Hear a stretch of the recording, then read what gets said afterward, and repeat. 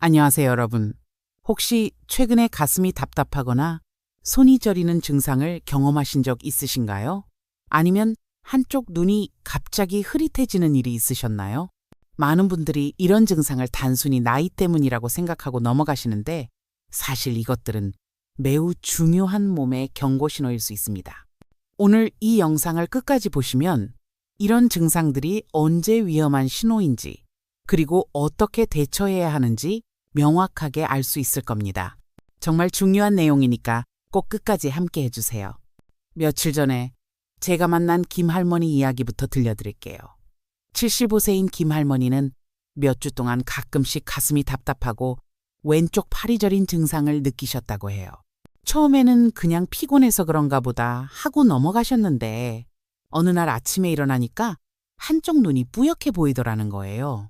다행히 딸이 빨리 병원에 모시고 가서 검사를 받았는데 의사 선생님이 초기 뇌경색 위험이 있다고 하시면서 바로 치료를 시작하셨어요.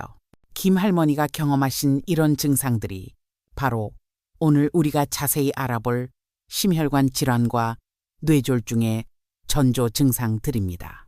가슴 답답함, 단순한 불편함이 아닙니다. 먼저 가슴 답답함에 대해 말씀드릴게요. 많은 분들이 나이가 들면서 가슴이 답답한 게 당연하다고 생각하시는데 이건 정말 위험한 생각입니다. 우리 심장은 평생 쉬지 않고 일하는 근육이에요. 이 심장 근육에 산소와 영양분을 공급하는 혈관이 바로 관상동맥인데 이 혈관이 좁아지거나 막히기 시작하면 심장이 산소 부족을 느끼게 됩니다. 그때 우리가 느끼는 첫 번째 신호가 바로 가슴 답답함이에요. 이런 가슴 답답함은 보통 몇 가지 특징이 있습니다. 첫째, 계단을 오르거나 빨리 걸을 때 더 심해집니다. 둘째, 가슴 정중앙이나 왼쪽 가슴에 무거운 돌덩이를 올려놓은 것 같은 느낌이 들어요. 셋째, 쉬면 좀 나아지지만 다시 움직이면 또 답답해집니다. 저희 병원에 오신 박 할아버지 경우를 보면 처음에는 동네 한 바퀴 돌 때만 가슴이 답답하셨어요. 그런데 점점 짧은 거리만 걸어도 나중에는 그냥 앉아있기만 해도 답답하다고 하시더라고요. 검사해보니 관상동맥이 80% 이상 막혀 있었습니다. 다행히 스텐트 시술로 치료가 잘 되셨지만 조금만 늦었어도 큰 심근경색으로 이어질 뻔했어요. 손저림, 그냥 혈액순환 장애가 아닐 수도 있어요. 다음으로 손저림에 대해 알아보겠습니다. 많은 분들이 손이 저리면 혈액순환이 안 돼서 그런가 보다 하고 손목을 돌리거나 주무르시는데 사실 손저림도 심혈관 질환의 중요한 신호일 수 있어요. 특히 왼쪽 팔과 손이 저리면서 가슴 답답함이 함께 온다면 이건 심장에서 보내는 위험 신호일 가능성이 높습니다. 우리 몸의 신경은 복잡하게 연결되어 있어서 심장에 문제가 생기면 왼쪽 팔로 통증이나 저림이 전달되는 경우가 많아요. 그런데 손저림이 뇌혈관 문제와 관련된 경우도 있습니다. 뇌로 가는 혈관에 문제가 생기면 손발의 감각을 담당하는 뇌 부위에 영향을 줄 수 있거든요. 이때는 보통 한쪽 손만 저리거나 손저림과 함께 힘이 빠지는 느낌이 들어요.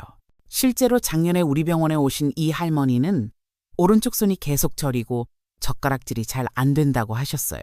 처음에는 목 디스크인 줄 알았는데 정밀 검사 결과 뇌혈관에 작은 혈전이 생겨서 그런 것이었습니다. 조기에 발견해서 약물 치료로 잘 해결되었지만 만약 그냥 두었다면 큰 뇌졸중으로 이어질 수 있었어요. 한쪽 시야 흐림, 뇌졸중의 가장 확실한 전조 증상. 이제 가장 중요한 증상인 한쪽 시야 흐림에 대해 말씀드리겠습니다. 이 증상은 뇌졸중의 가장 확실한 전조 증상 중 하나예요. 우리 눈에서 본 것을 처리하는 시각 피질은 뇌의 뒤쪽에 있습니다. 이 부분으로 가는 혈관에 문제가 생기면 시야에 이상이 생기는 거예요. 특히 한쪽 눈이 갑자기 안 보이거나 시야의 일부분이 검게 가려지거나 물체가 이중으로 보이는 증상이 나타나면 이건 응급 상황이라고 봐야 합니다. 제가 기억하는 환자분 중에 최 할아버지라는 분이 계셨어요. 아침에 일어나서 신문을 보는데 오른쪽 절반이 안 보이더라는 거예요. 처음에는 눈이 피곤해서 그런가 하고 눈을 비비고 다시 봤는데도 똑같더래요. 다행히 바로 응급실로 오셔서 검사해보니 뇌혈관이 막히기 시작하고 있었습니다. 골든타임 내에 혈전용해제 치료를 받으셔서 완전히 회복되셨어요. 여기서 중요한 건 시간입니다. 뇌졸중은 골든타임이 있어요. 증상이 시작된 후 3시간 이내, 늦어도 4시간 30분 이내에 치료를 받아야 뇌세포 손상을 최소화할 수 있습니다. 지금까지 말씀드린 3가지 증상이 각각 따로 나타날 수도 있지만 2개 이상이 함께 나타나면 더욱 주의해야 합니다. 예를 들어 가슴이 답답하면서 왼쪽 팔이 저리다면 심근경색의 전조 증상일 가능성이 높아요. 또 한쪽 손이 저리면서 시야가 흐려진다면 뇌졸중의 위험 신호일 수 있습니다. 특히 60대 이상에서는 이런 증상들을 절대 가볍게 봐서는 안 됩니다. 나이가 들수록 혈관이 노화되고 고혈압, 당뇨병, 고지혈증 같은 위험 요인들이 누적되면서 심혈관 질환과 뇌졸중의 위험이 급격히 높아지거든요. 그렇다면 언제 응급실에 가야 할까요? 다음과 같은 증상이 나타나면 지체하지 말고 바로 응급실로 가셔야 합니다. 첫째, 가슴 답답함이 20분 이상 지속되고 쉬어도 나아지지 않을 때. 둘째, 왼쪽 팔이나 어깨, 목, 턱까지 아픈 게 퍼져나갈 때. 셋째, 식은땀이 나면서 메스꺼움이나 어지러움이 함께 올 때. 손저림의 경우에는 갑자기 한쪽 손에 힘이 빠지거나 젓가락이나 펜을 제대로 잡을 수 없을 때, 또는 얼굴이나 다리까지 함께 저릴 때는 즉시 병원에 가셔야 해요. 시야 문제는 더욱 응급성이 높습니다.